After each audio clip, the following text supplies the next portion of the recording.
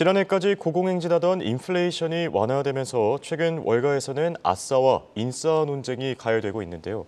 전일 에코프로가 마감 기준으로 100만 원을 돌파하면서 국내에서도 아싸와 인싸 논쟁이 생기고 있다고 합니다. 특히 그동안 아싸로 불리던 개인 투자자들이 인싸에 해당하는 증권사 애널리스트들을 압도했다라는 평가가 나오는데요. 2차 전지 3인방 과연 어디까지 오를 수 있을지 한상춘 위원과 함께 얘기 나눠보겠습니다. 안녕하십니까? 네, 안녕하십니까?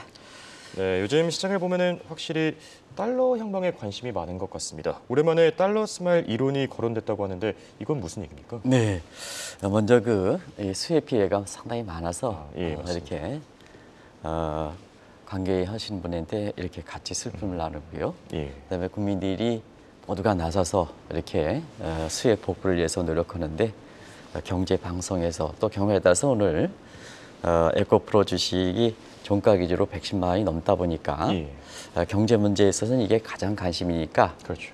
이렇게 경우에 따라서는 분위기에 좀 맞지 않을 수가 있어서 먼저 그 문제를 좀 말씀드리고 마음이 무거운 상태에서 요 방송을 한다는 걸 말씀드리겠습니다.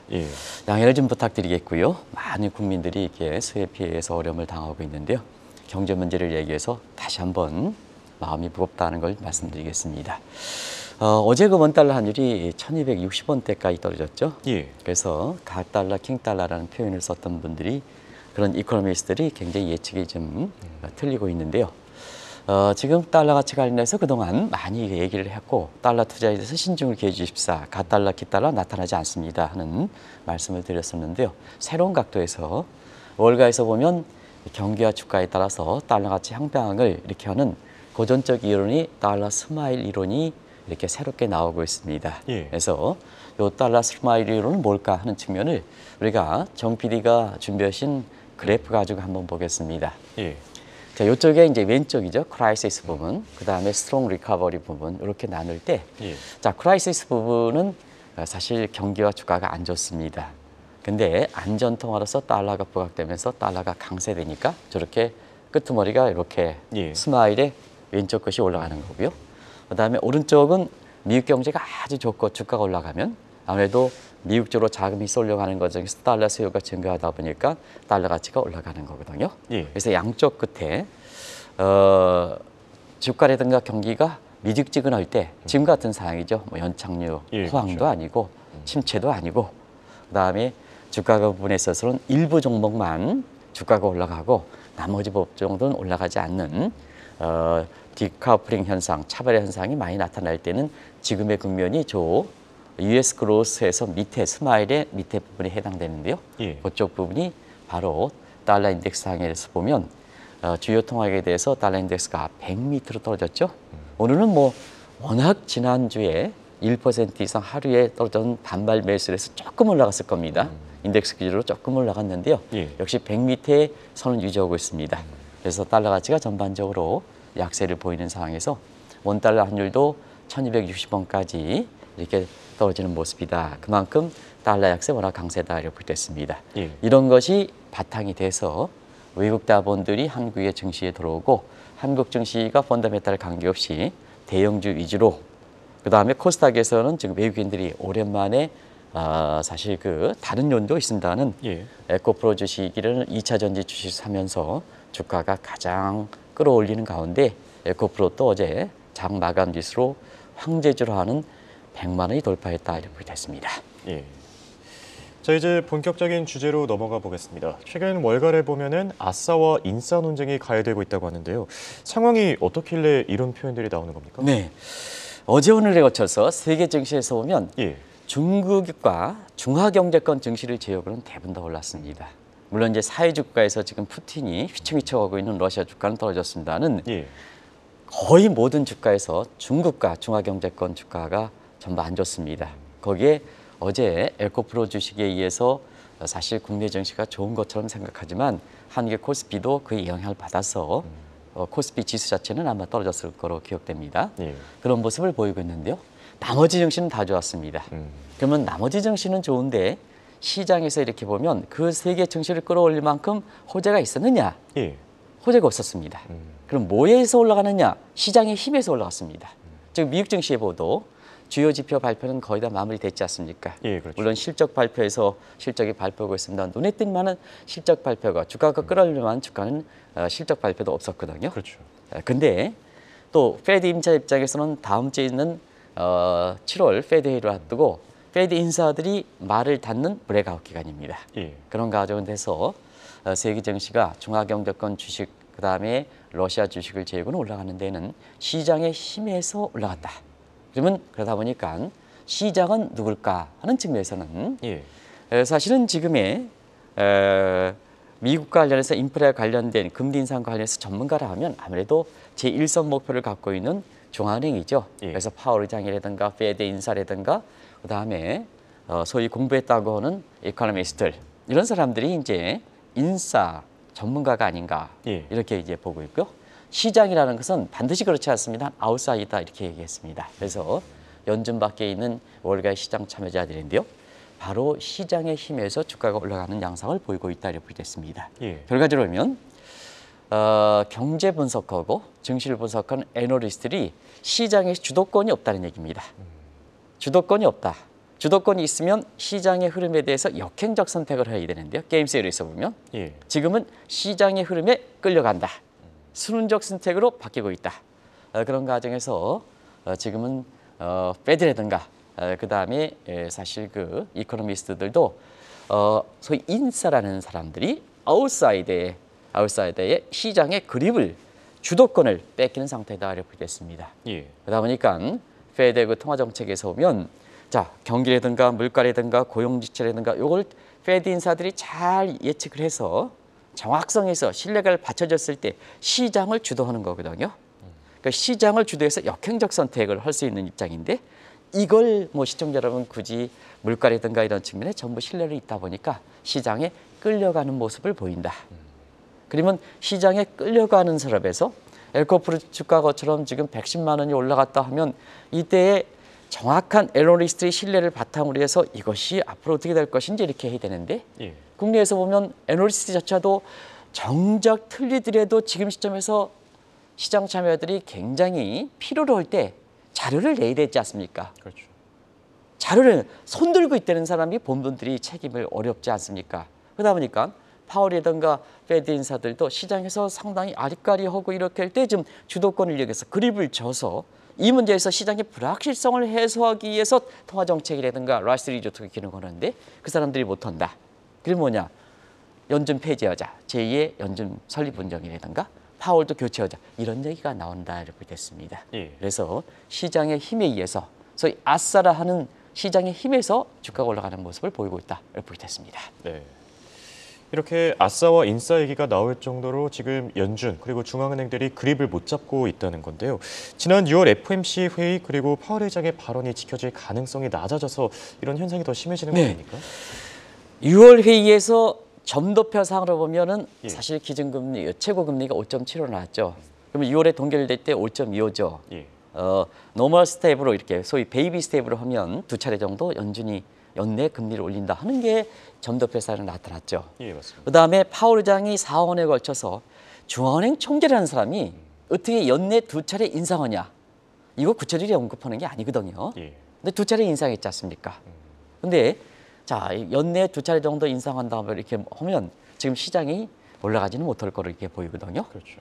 그런데 지금 뭐냐 물가 지표가 굉장히 안정돼 있지 않습니까? 2월 CPI가 3%에서 이렇게 떨어졌다는 것은 또 근원 물가도 마의 5% 밑으로 떨어졌다는 것은 다들 아실 겁니다. 근데 브라더 국가에 해당되는 캐나다가 오락가락하는 금리 인상에 대해서 오락가락한 상황에 6월에 CPI 상승률이 2.8% 나왔습니다. 예. 2년 만에 최저치로 났습니다. 한국의 6월 소비자 물가 상승률 2.7%에 이어서 선진국 중에서는 2%의 인플레 타겟팅 수준에 났습니다. 그러다 보니까 캐나다 중앙은행 입장에서는 자 4월에 금리를 동결했습니다. 인플레 지표가 고개를 이렇게 숙이고 조금 고개를 올랐습니다. 근데 올해 또 금리를 올렸거든요. 근데 다시 6월 지표가 물가가 저렇게 떨어졌습니다. 예. 중앙은행 입장이 당신네들이 선제적으로 해야 되는 뭐 하는 거냐? 시장의 흐름 아싸리 쫓아가는 게 아니냐? 이런 시각이 월가 입장에서 작용하는 거거든요. 예. 그러면 자 시장의 입장에서는 6월 점도표상에 그다음에 파월 의장의 연내 두 차례 인상 미국의 물가, 그다음에 캐나다 브라더크의 캐나다 물가의 안정성을 감안해 볼 때, 두 차례 인상하겠느냐? 안 된다. 7월 인상은 불가피하겠습니다는 그 위에 안 된다. 하다 보니까 시장에서 투자 심리가 이렇게 위험자산 선호 심리가 이렇게 올라가면서 이렇게 3대 지수가 오늘 사실은 주가에서 보면 펄이든가 이런 거를 볼 때는 굉장히 고평가된 수준인데요. 미국의 3대 지수를 다시 한번 정 PD께서 쭉 보여주시겠습니다는 굉장히 많이 올라갔습니다. 그렇죠. 다우존스가 1%, 지금 35,000선, 예. 34,900, 35,000선. 우리가 제레미 시엘이 연초에 35,000선이 돌파할 것이다. 누구나 안 봤습니다. 근데 35,000은 지금 다 다가왔습니다. 그렇죠. 그래서 오늘의 주가가 다우지수 1% 올라가고 나스닥 지수가 0.7% 올라가는 것은 다른 때보다는 굉장히 큰 의미를 갖고 있다. 근데 특별히 연준 인사라든가 이런 사업부터 특별한 자료가 없었다. 그렇죠. 시장의 힘에서 올라갔다. 그러니까 아싸와 인싸 간의 논쟁에서 아싸의 승리지 않느냐. 월가에서 나오는 배경이다. 이걸 말씀드리겠습니다. 네. 참 시사하는 바가 많은 것 같은데요. 사실 연준 입장에서는 애초에 이 안싸와 인싸 논쟁에 휩싸이는 것 자체가 좀 굴욕스러울 것 같습니다. 네, 우리나라도 지금 이렇게 서울 남부 이 지역에서 굉장히 지금 홍수 피해, 모의 피해를 이렇게 됐습니다는 기상청 역할, 그 다음에 홍수에 대해서 관리하는 부서들이 이렇게 빙봉 게임하는 식으로 책임을 전가하는 모습에서 국민들이 더 우라통이 터지고 있는 이런 그 상황을 지금 맡고 있는데요. 사실상 기상이변과 관련돼서는 아마 증권시장 경제와 관련해서 유명한 얘기가 하나 있습니다. 그게 뭐냐면 1987년 아싸 어부가 정말로 공부도 안 한 아싸가 어부가 사실 그동안의 경륜을 바탕으로 그날 새벽에 대형 허리케인이 올 겁니다. 대형 허리케인이 올 뻔했는데요. 오히려 BBC 방송의 기상청에 예보를 했습니다. 근데 그때 당시에 인기가 아주 절정에 오르고 있는 기상 전문가 입장에서는 굉장히 인싸에 해당되는 마이클 피시라는 사람이 어부가 무슨 뭐를 알아? 대형 허리케인이요? 안 와. 이런 식으로 방송을 했거든요. 근데 그날 오후에 300년 만에 초대형 허리케인이 와서 아주 런던 시내가 아주 굉장히 초토화가 됐습니다. 이게 아싸와 인싸 간의 유명한 얘기거든요. 그런 각도에서 이렇게 보면 사실 지금 상태에서 보면 국내 증권사의 에코프로 관련된 이러한 사람들이 그 사람 계속 또 방송에 나오더라고요. 재생에너지, 풍력과 태양광이 괜찮다 하면서 에코프로 2차 전지 안 갑니다. 왜 그런 사람들 방송에 나옵니까? 그러니까 이런 사람들이 마치 그런 식으로 해서 틀렸으면 겸손하게 이런 식으로 해서 방송이라든가 자제하는데 오히려 계속해서 에코프로 주식이 올라갈 때도 안 됩니다 하는 과정에서 사실 이 흐름을 타지 못하고 이 어려운 가운데 돈 좀 조금 벌어보겠다고 해서 탈락을 했었는데 이게 되지 않는 상황을 계속해서 막고 있단 말이에요. 그러면 증권사 애널리스트 이코노미스트가 지금은 아무리 미국에서 유학하고 공부했다 해도 괜찮은가? 그렇진 않습니다. 지금은 인터넷에서 모든 소셜 네트워크에서 하버드 강의도 보이는 시기입니다. 학위가 무슨 필요 없습니까? 겸손해달라는 얘기입니다. 그런 과정에서 지금 집단지성이 중요하다. 한번 보겠습니다. 지금 우리나라의 투자자가 2천만 시대가 됐다. 이 사람들이 서로 연결되어 있습니다. 뭐에 의해서? 소셜 네트워크에서. 투자자들의 연대에 의해서 거대 독립적 리서치 센터가 공식적 기관은 아니지만 서로가 연결돼서 서로가 정보를 잃게 되거든요. 근데 거기에는 대학 교수님도 퇴직해서 있으시고 그다음에 미국에서 그 지금의 리서치 센터에 있었던 사람들보다 월등히 좋은 공부했던 사람들 다 있는 겁니다. 그 사람들이 서로 연대해서 했기 때문에 국내 증권사의 이코노미스트라든가 애널리스트보다 월등히 이론도 뛰어나고 전문적 지식도 뛰어나고 경륜도 있고 노련미도 있는 이런 사람들이거든요. 그게 지금의 시대와는 다르다는 얘기입니다. 다른 얘기는. 그래서 이렇게 이제 그런 각도가 지금 나오고 있는데요. 한번 보겠습니다. 그런 각도에서 지금은 과거 리서치센터의 주도권, 페드라든가 이코노미스트가 그립을 지지 못하는 이러한 상황이 발생하고 있다 이렇게 보겠습니다. 또 한 가지는 한국경제신문 관련해서 얘기를 해야 돼서 죄송합니다. 한국경제신문의 이 자회사에서 매년 상하반기에 애널리스트 평가를 하고 있습니다. 그래서 거기에 베스트 애널리스트 해서 한국경제TV도 모시고 있는데요. 이런 사람에 대해서 좀 신중을 기할 필요가 있다는 걸 말씀드리겠습니다. 애널리스트, 거기에 11년, 15년간 베스트 애널리스트가 자, 그 사람이 굉장히 좋을까 하는 측면에서 훌륭한 사람이라고 평가하지만 애널리스트가 유능한 사람들이 신진대사가 오는 상태에서 경쟁해서 이게 하면 15년간 베스트 애널리스트가 나올 수 있을까? 근데 지금 상태에서는 지금 애널리스트조차도 비용 부서를 해서 거기에 우수한 인력들이 안 들어오거든요. 애널리스트의 풀이 아주 제약돼 있습니다. 신진대사 한 사람이 안 씁니다. 거기서 베스트 애널리스트 뽑으면 그 사람이 베스트 애널리스트냐 하는 측면에서 한 번 정도는 생각해 봐야 되거든요. 그런 측면이 지금의 국내 증권사들이 마치 비용 부서 비용회사 애널리스트를 이코노미스트를 키우지 않고 있는데요. 어려울 때일수록 인사가 인사 역할을 제대하기 위해서는 어려울 때일수록 이렇게 불확실한 시대에서는 국내 증권사가 인프라입니다.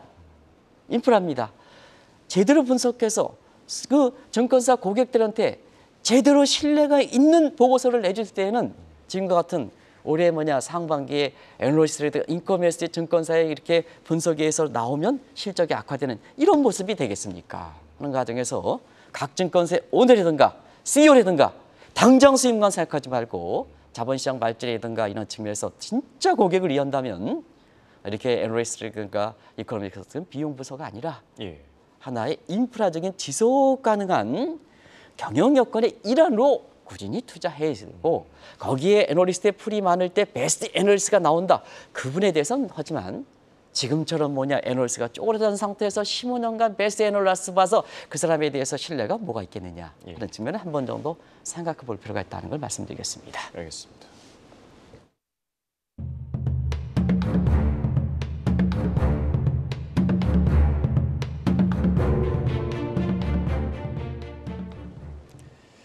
자, 월가 얘기를 해봤으면 이제 국내 증시로 한번 넘어가 보겠습니다. 에코프로 주식이 종가 기준으로 마침내 100만 원을 넘겼는데요. 이에 따라 인싸와 아싸 논쟁이 국내에서도 가열되고 있다고요? 네, 사실 어제 에코프로 주식이 장 마감에 111만 원. 이게 16 코스닥에서는 16년 만에 황제주라는 표현을 써야 돼요. 저도 어제 저도 배웠습니다. 100만 원 넣으면 황제주다 해서 16년 만에 나왔다 해서 굉장히 화제가 되는 것 같습니다.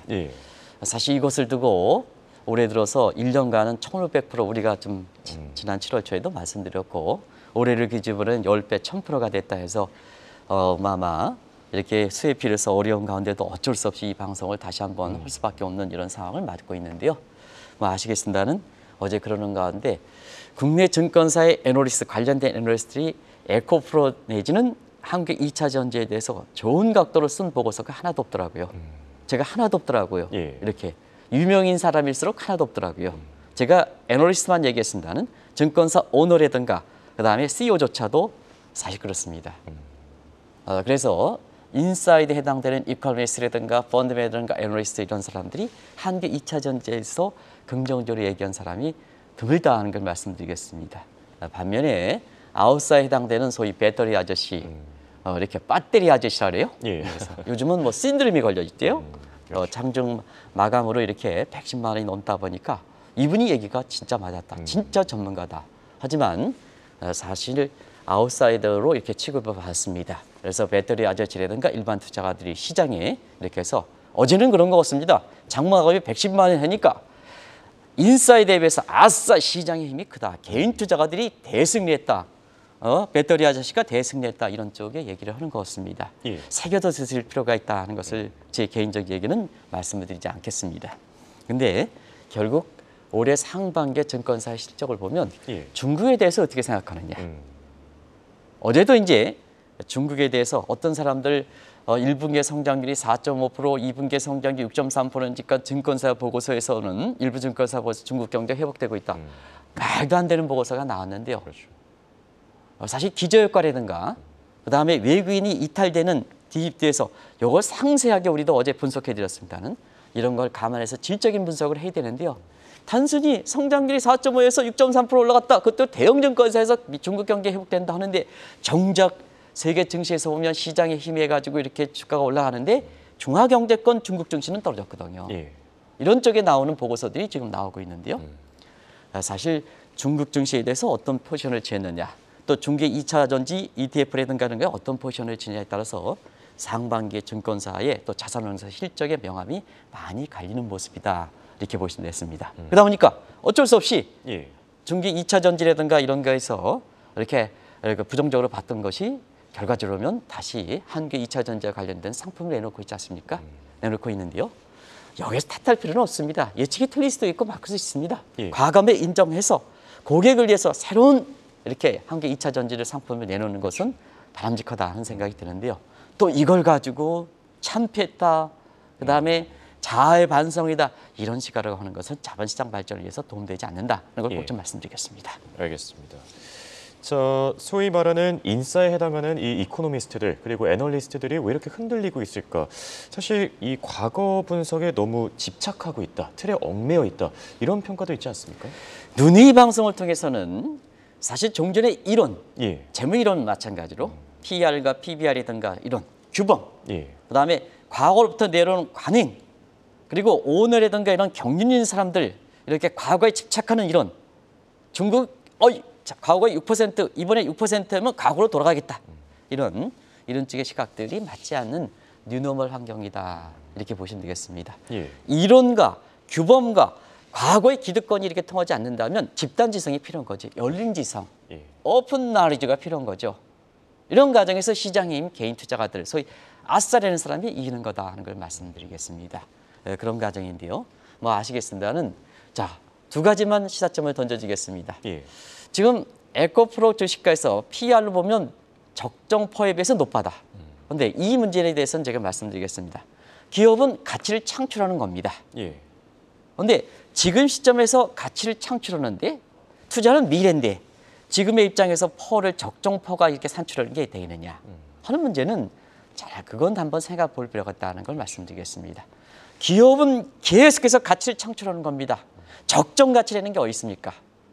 그런 관점에서 한번 생각해 보겠다는 걸 말씀드리고, 그다음에 가격은 금융이 실물보다 3대 1 정도로 많을 때는 항상 투자자의 성향이 중요한 겁니다. 그래서 우리가 엑스트림 투자 성향에서 주목할 필요가 있다. 퍼가 높다 하더라도 오히려 그 보이는 데 쏠린다 하는 쪽도 말씀드렸습니다. 그런 쪽들 꼭 했는데요. 그러다 보니까 항상 우리 국내 증권사의 애널리스트들이 아무리 높게 잡아도 목표가가 에코프로가 45만 원이 안 됩니다. 일부에서는 여전히 20만 원대 그대로 유지하는 상태인데요. PR이 맞습니까?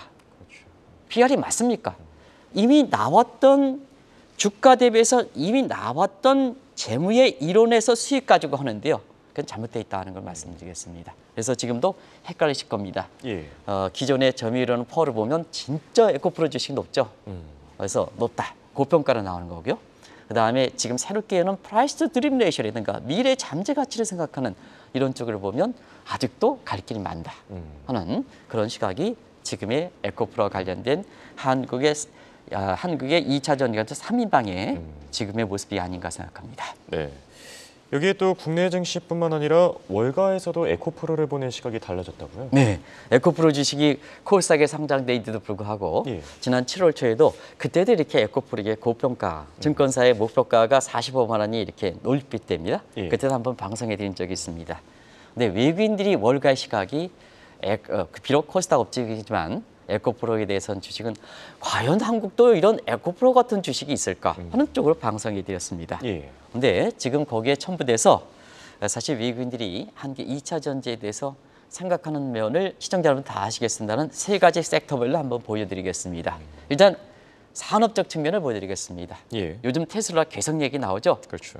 지금의 올해 기후 변화에 의해서 지구가 이렇게 흔들리면 전기차에 대한 수요는 많이 증가할 거다 이렇게 됐습니다. 거기서 배터리 수요 이런 거에 산업 유발 효과가 큰 상태에서 에코라든가 한국 2차 전지에 대한 유발 효과가 있을 것이다 이렇게 보시면 되고요. 수급 요인에서는 그동안 국내 증권사들이 주가가 하락한다. 외국인들은 주가 공매도 때렸습니다. 주가가 올라갔습니다. 쇼커버링, 쇼퀴즈에 의한 이렇게 에코프로에 대한 주식 한국의 2차 전지에 대한 수요가 있겠죠. 그리고 뒤늦게 국내 대형 증권사들이 한국의 2차 전지에 관련된 ETF에 대해서 수요가 있겠죠. 그리고 레이트적인 측면에서 보면 8월 달에 MSCI 이제 에코프로는 여러 가지 정향상 보면 편입될 가능성이 있습니다. 그래서 7월 초에도 우리가 사실상 한국에서 보면 여러 가지 어렵고 7월 들어서 모 교수라는 사람이 그동안 주가가 떨어진다 안 떨어지다 하다가 7월 달 다시 주가가 올라간 상태에서 본격적으로 조정이 임박되고 있다 하는데도 불구하고 그때 방송에서 한국은 콜스페이스 삼성전자, 코스닥에서 에코프로가 버티고 있습니다 하는 쪽도 말씀드렸었는데요.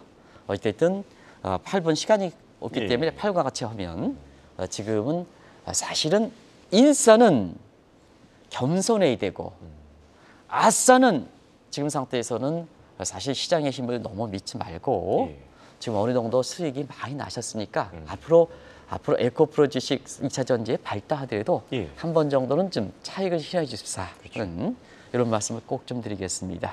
꼭 좀 드리겠습니다. 한 번 정도는 좀 차익을 실현해서 많이 드셨습니다. 내가 드셨다는 표현을 쓰는데요.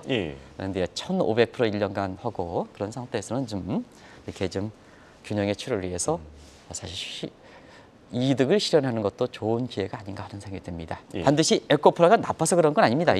그걸 꼭 좀 전제를 해서 말씀드리겠습니다. 네, 알겠습니다. 이렇게 오늘은 한국의 2차 전지 관련주들을 주제로 얘기 나눠봤습니다. 지금까지 도움 말씀에 한국경제신문의 한상춘 논설위원이었습니다. 네, 고맙습니다. 네, 고맙습니다.